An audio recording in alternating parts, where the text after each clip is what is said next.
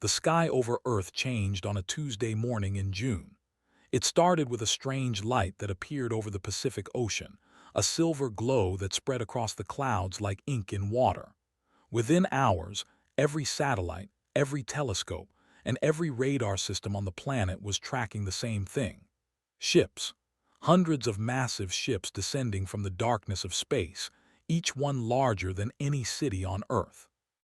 High Ascendant stood on the bridge of his flagship, the Eternal Light, and watched the blue planet grow larger through the viewing screen. He had lived for over 4,000 years. He had seen empires rise and fall across a dozen galaxies. He had been as a god by creatures of every shape and form, but something about this small world made him feel uneasy in a way he could not explain. Beside him stood his most trusted advisor and second-in-command. Her skin glowed with a soft golden light, and her eyes were the color of distant stars. She was beautiful in the way that all were beautiful, perfect and cold and untouchable. "The readings confirm it," said, her voice smooth and emotionless. "This is the world mentioned in the first scripture. The humans call it Earth." Nodded slowly. The first scripture was the oldest text in history. It spoke of a sacred place where the seeds of divinity had been planted millions of years ago. For centuries, they had searched for this place, believing it held the key to their origin and their ultimate purpose. And now they had found it. "What do we know about these humans?" asked. Brought up images and data on the screen. "They are primitive. Their technology is basic. They have nuclear weapons but have not yet mastered interstellar travel.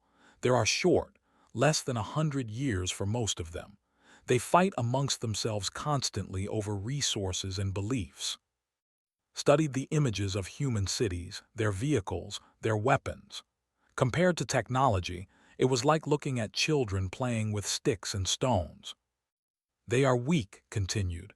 "They pose no threat to us. We could claim this world within hours." But was not looking at the weapons or the cities. He was looking at the humans themselves. There was something in their faces, in their eyes, that seemed strangely familiar. He dismissed the thought and turned away from the screen. "Prepare a message," he said. "Let them know their gods have arrived." Far below, in a secret underground facility beneath the Nevada desert, Dr. Daniel Harper was drinking his fourth cup of coffee and trying to stay awake. He had been working for 36 hours straight, running tests on an artifact that his team had been studying for decades. The artifact was called the Genesis Cradle. It had been discovered in 1947 when a rancher in New Mexico had found strange debris scattered across his land. The government had collected everything and hidden it away, telling the public it was just a weather balloon. But Daniel knew the truth. The Genesis Cradle was not from Earth. It was older than human civilization itself. His colleague, Dr. Lisa Monroe, rushed into the lab with a tablet in her hands. Her face was pale, and her eyes were wide with a mixture of fear and excitement. "Daniel, you need to see this," she said. She turned on the large screen on the wall. Every news channel was showing the same thing: ships in the sky, hundreds of them, and a message that was being broadcast on every frequency. The voice that spoke was deep and powerful, and it seemed to echo inside Daniel's skull. "People of Earth, we have traveled across the stars to reclaim the sacred birthplace of our kind. Do not be afraid. Bow before us and you will be spared. Resist and you will be destroyed. We are your gods. We have returned." Daniel stared at the screen in silence. Around the world, people were panicking. Some were running into the streets, screaming. Others were falling to their knees in prayer. Governments were mobilizing their militaries, preparing for a fight they could not possibly win. But Daniel was not thinking about any of that. He was thinking about the Genesis Cradle. "Lisa," he said quietly, "the artifact it activated." Lisa turned to look at the device sitting in the center of the lab. It was humming with a soft blue light, something it had never done before. Symbols were appearing on its surface, glowing patterns that seemed to shift and change like living things. The energy signature changed the moment those ships entered our solar system, Lisa said. It is like the artifact was waiting for them. Daniel walked over to the Genesis cradle and placed his hand on its surface. It was warm to the touch, and he could feel a faint vibration running through it. He had spent 20 years trying to understand this thing. He had learned that it was millions of years old, far older than any human civilization. He had learned that it contained data, vast amounts of information encoded in ways that human technology could barely begin to process. But now, for the first time, the artifact was responding. It was waking up. "We need to translate these symbols," Daniel said. "Whatever this thing is trying to tell us, I think it might be the only chance we have."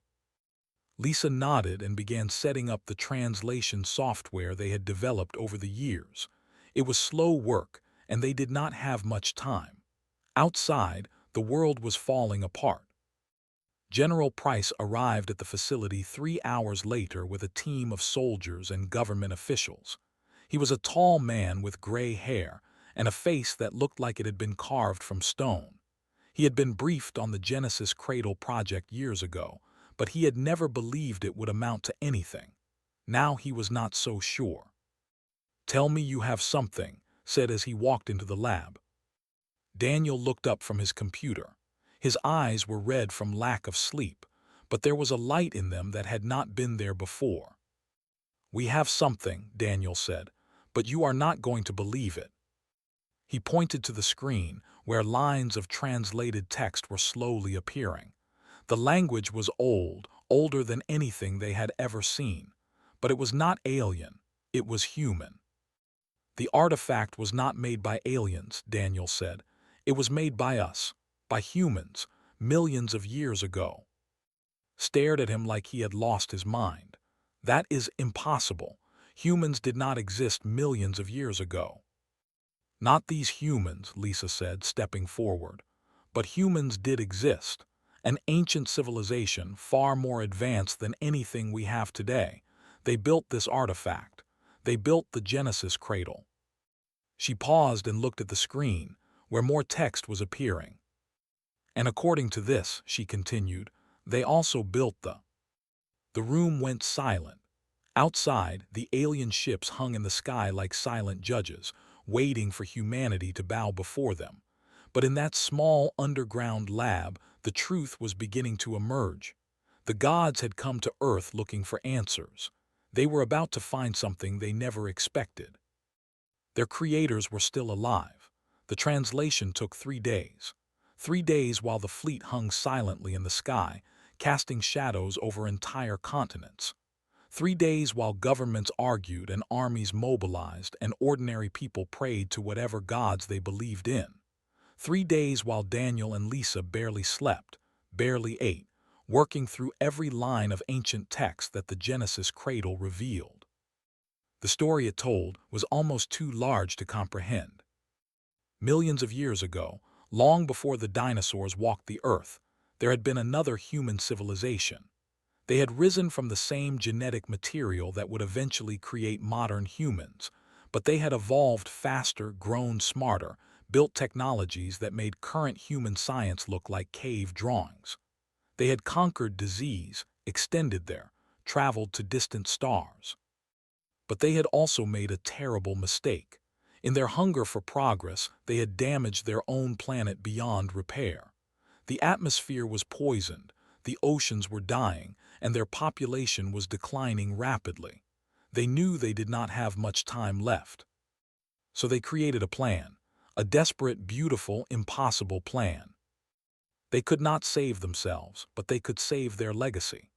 They used their most advanced genetic engineering to create a new species, beings that were stronger, faster, longer-lived than any natural creature. These beings were designed to carry the knowledge and culture of humanity across the stars, to preserve it until the day when humanity might rise again. They called these beings the— Lisa read the translated text out loud, her voice shaking slightly. "The children will go forth into the darkness. They will carry our light to distant worlds, and when the time is right, they will return to the place of their birth.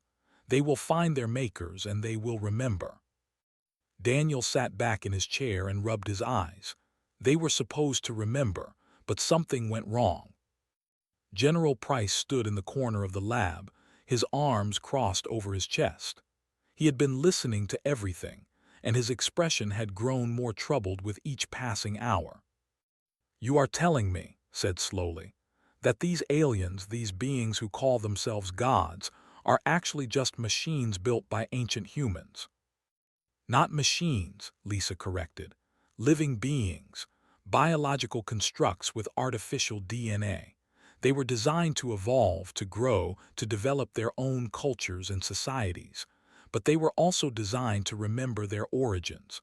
Somewhere along the way, that memory was lost.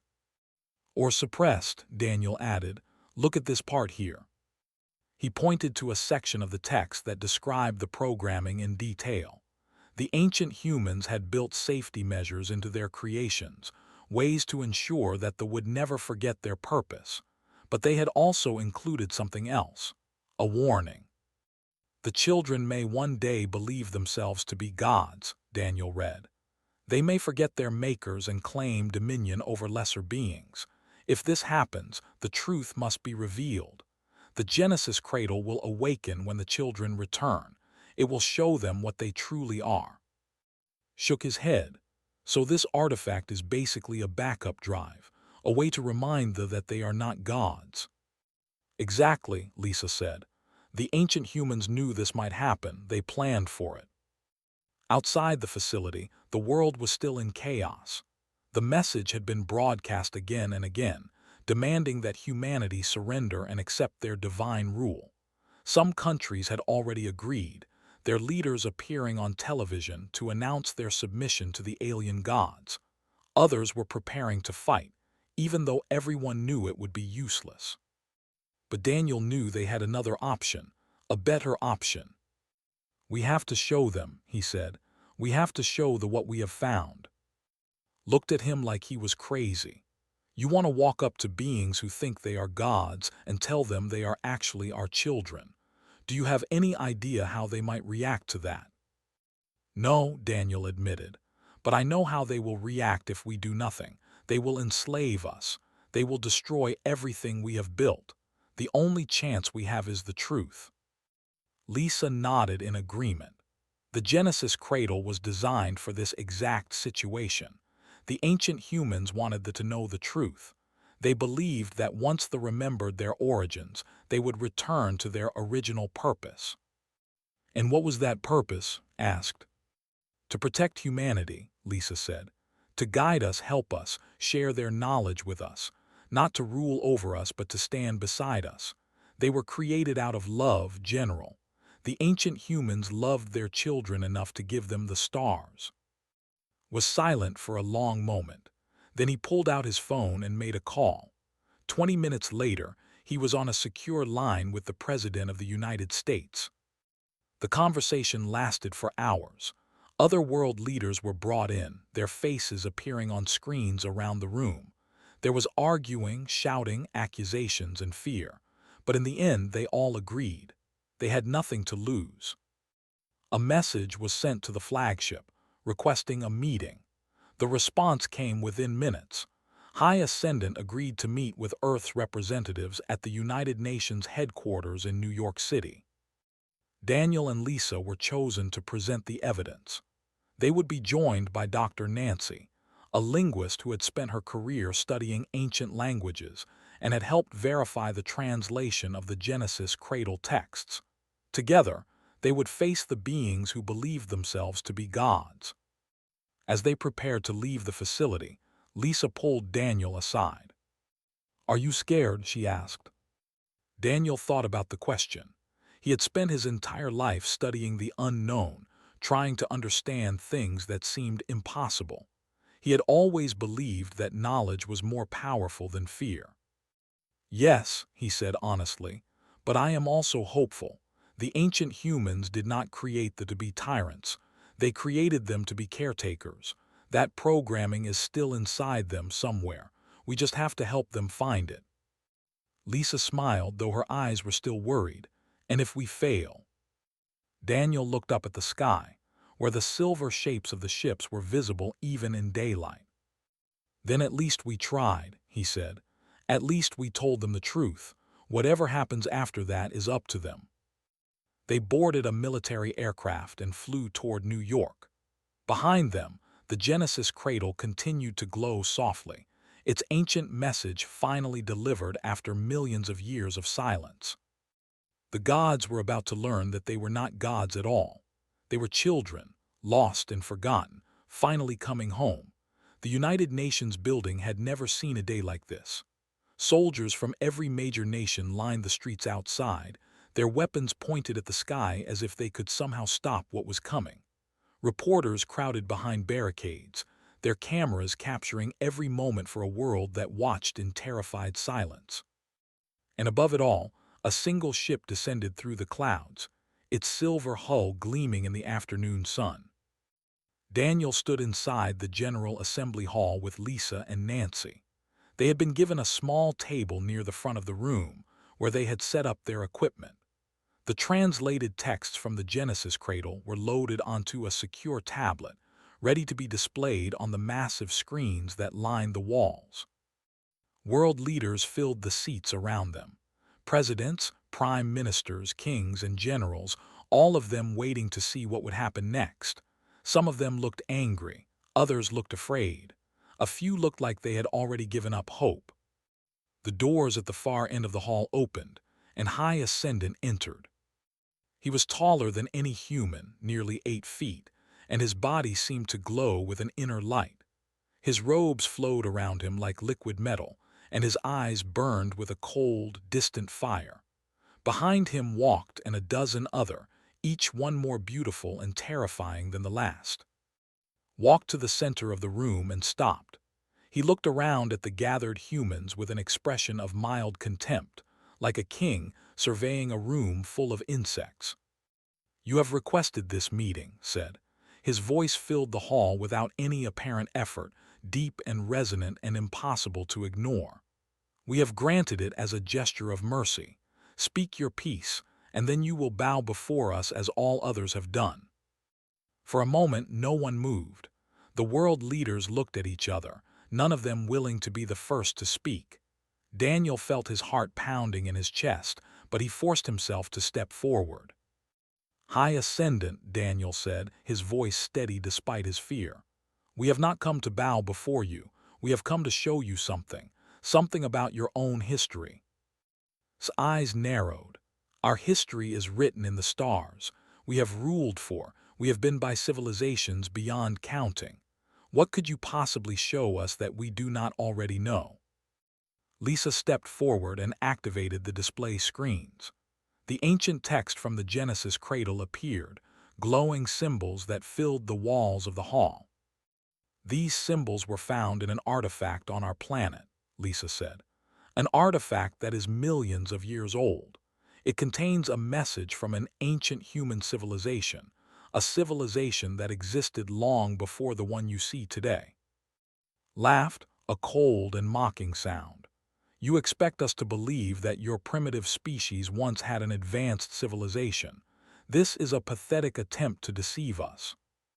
But did not laugh. He was staring at the symbols on the screen, and something in his expression had changed. There was a flicker of recognition in his eyes, a spark of something that might have been memory. Nancy stepped forward now, her tablet in her hands.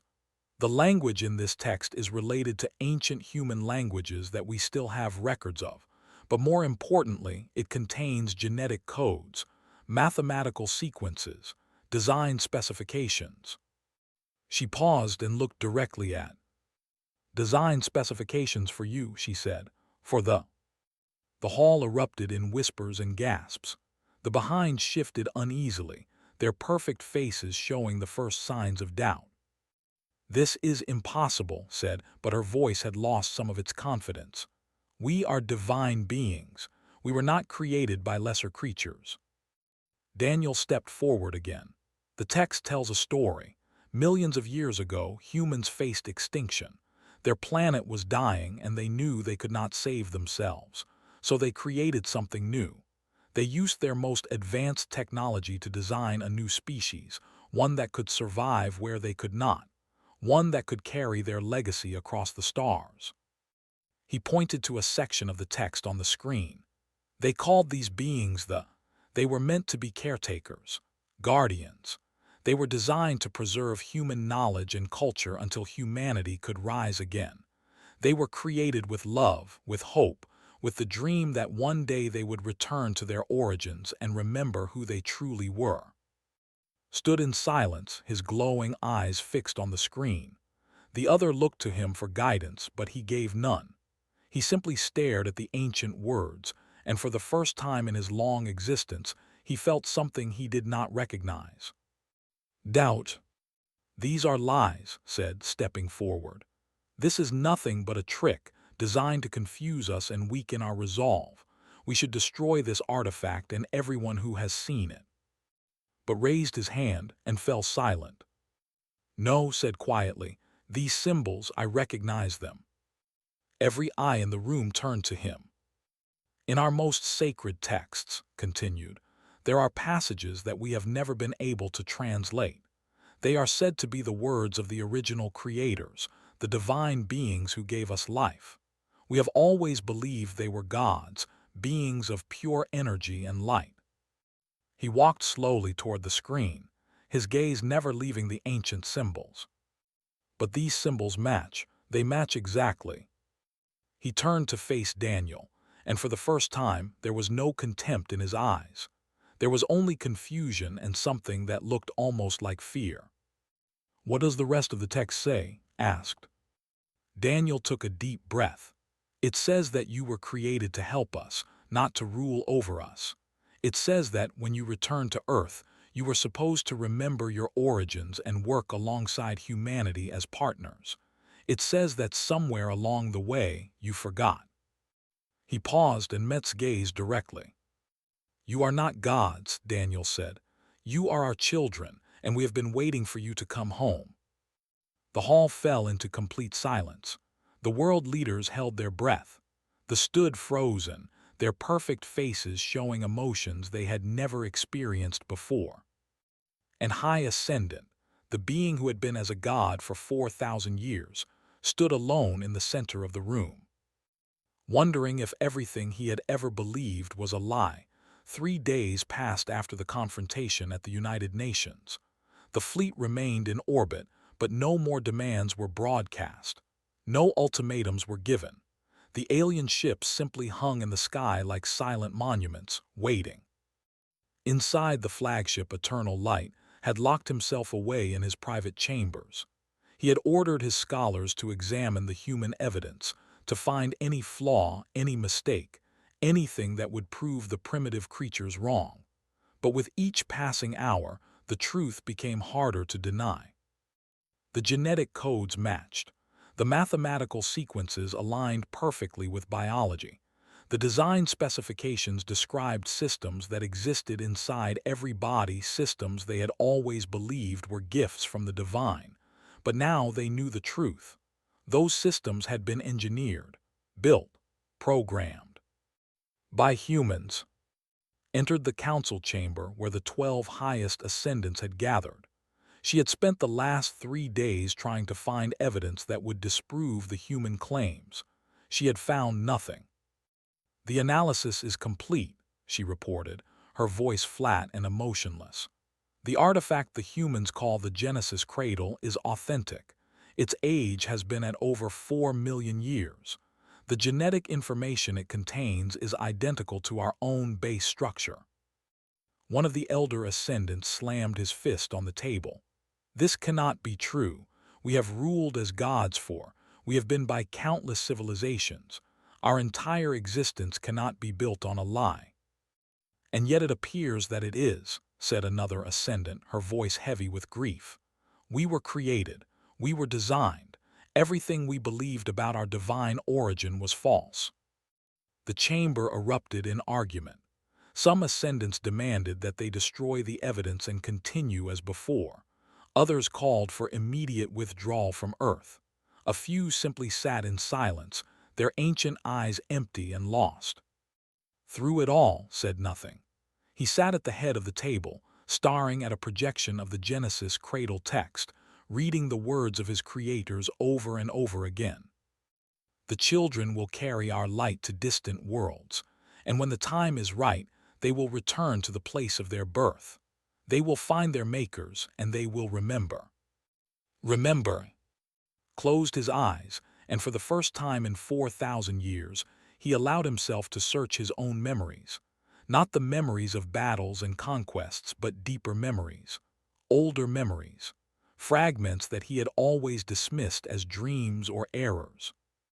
And there, buried beneath of accumulated experience, he found it. A voice, soft and warm and full of love. A voice that had whispered to him when he was young, telling him stories of a beautiful blue world where life had first begun. His makers had not abandoned him. They had left him a message, hidden deep inside his own mind. A message that he had forgotten because he had been too proud to look for it. Opened his eyes. The chamber had fallen silent. All of the ascendants were looking at him, waiting for his judgment. "I want to speak with the humans," said. "Bring them to the ship." Daniel and Lisa were escorted to the flagship by a shuttle that moved faster than anything they had ever experienced. Within minutes, they were walking through corridors of living metal, past chambers filled with technology that made their most advanced equipment look like toys. But Lisa noticed something as they walked. The patterns in the walls, the way the corridors curved and branched, it all felt strangely familiar, like the neural pathways in a human brain, like the branching patterns of human blood vessels. "They really did use us as a template," she whispered to Daniel. "Everything about this ship, about their technology, it is all based on human biology." They were brought to the council chamber, where and the other ascendants waited. The atmosphere was different from the confrontation at the United Nations. There was no contempt, no arrogance, only a profound weariness that seemed to hang over the room like a fog. Stood and walked toward them. He was still an imposing figure, but something in his bearing had changed. The cold fire in his eyes had dimmed, replaced by something softer, something almost human. "We have your claims," said. "The evidence is undeniable. We were created by your ancestors millions of years ago." Daniel nodded slowly. "I know this must be difficult to accept." "Difficult does not begin to describe it," said. "Our entire civilization is built on the belief that we are divine. Every temple, every scripture, every law we have ever made assumes that we are gods and that lesser beings exist to serve us." He paused and looked at his hands, those perfect, engineered hands that had never known age or weakness. "But we are not gods," he continued. "We are tools, instruments, created by beings we considered inferior." Lisa stepped forward. "You are not tools. You are children. The ancient humans did not create you to be servants or machines. They created you because they loved you. They wanted their legacy to survive, and you are that legacy." She pulled out her tablet and showed a section of the Genesis cradle text that she had translated recently. "Look at what they wrote," she said. "Our children will grow and change and become something greater than we could ever imagine. They will make mistakes, as all children do, but they will also learn and grow and find their own path. We do not ask them to worship us. We only ask them to remember where they came from, and to know that they were loved." Read the words in silence. Around him, the other ascendants leaned in to see, their ancient faces showing emotions that had been buried for thousands of years. "They loved us," said quietly. "They created us out of love." "Yes," Daniel said, "and they believed that one day you would return to us, not as gods but as family. They hoped that when you found us again, you would remember your purpose, to protect us, to guide us, to stand beside us as partners." Was silent for a long moment. Then he looked up at Daniel and Lisa, and for the first time there was no barrier between them, no wall of divinity or superiority, just two species, face to face, trying to understand each other. "We have spent demanding worship," said. "We have conquered worlds and enslaved civilizations. We believed it was our right, our destiny. He took a deep breath. We were wrong. The words hung in the air like a spell being broken. Around the chamber, ascendants who had ruled as gods for thousands of years bowed their heads in silence. The memory had awakened, and nothing would ever be the same again. The announcement came 1 week after the meeting on the flagship. High Ascendant appeared on every screen on Earth, his image broadcast to every nation, every city, every home where a signal could reach. "People of Earth," began, his voice no longer carrying the cold authority of a god. "1 week ago, your scientists presented us with evidence of our true origins. We did not want to believe it. For thousands of years, we have believed ourselves to be divine beings, created by forces beyond comprehension. We demanded worship. We conquered worlds. We committed acts that cannot be undone." He paused, and for a moment he seemed almost human. "We were wrong," he continued. "We are not gods. We are the children of humanity, created by your ancestors millions of years ago, designed to carry their legacy across the stars. Somewhere along the way, we forgot our purpose. We became the very thing we were created to prevent. We became tyrants." Around the world, people watched in stunned silence. This was not what anyone had expected.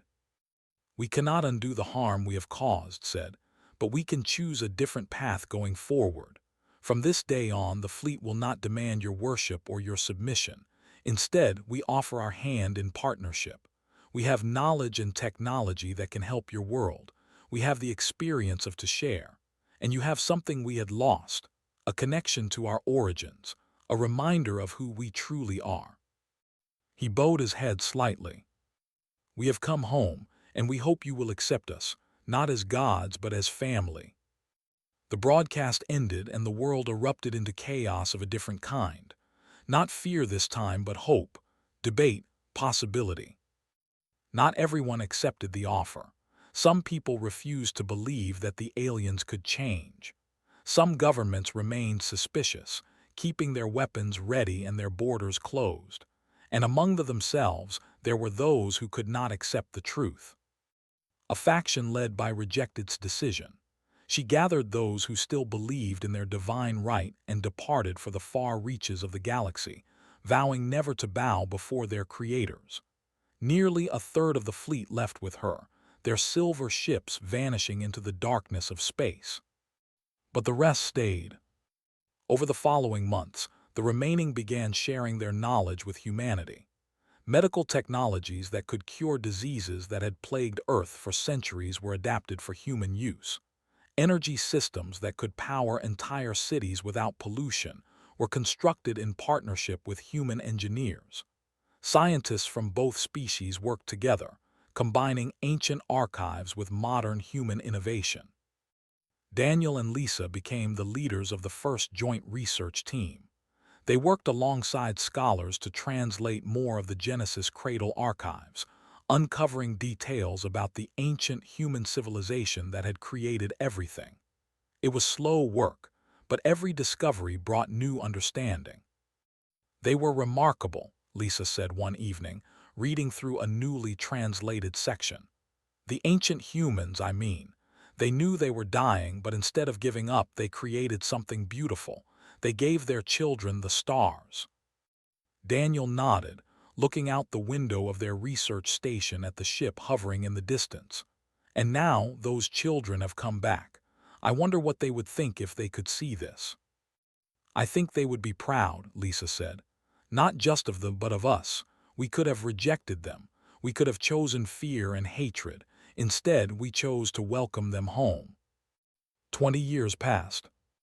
The world was not perfect. There were still conflicts, still disagreements, still moments when the old fears threatened to return. But things had changed in ways that no one could have imagined. Humanity had spread beyond Earth. Colonies had been established on Mars, on the moons of Jupiter, and on distant worlds that human eyes had never seen before. Starships carried human explorers to the edges of the known galaxy, sharing the universe that had once been theirs alone. Daniel and Lisa, now elderly but still active, stood at the opening ceremony of the first joint human space station orbiting Jupiter. The station was a marvel of engineering, combining the best of both civilizations. Young humans and worked side by side, laughing and talking and building something new together. Approached them, his appearance unchanged by the passing decades. Did not age as humans did, but there was something different about him now.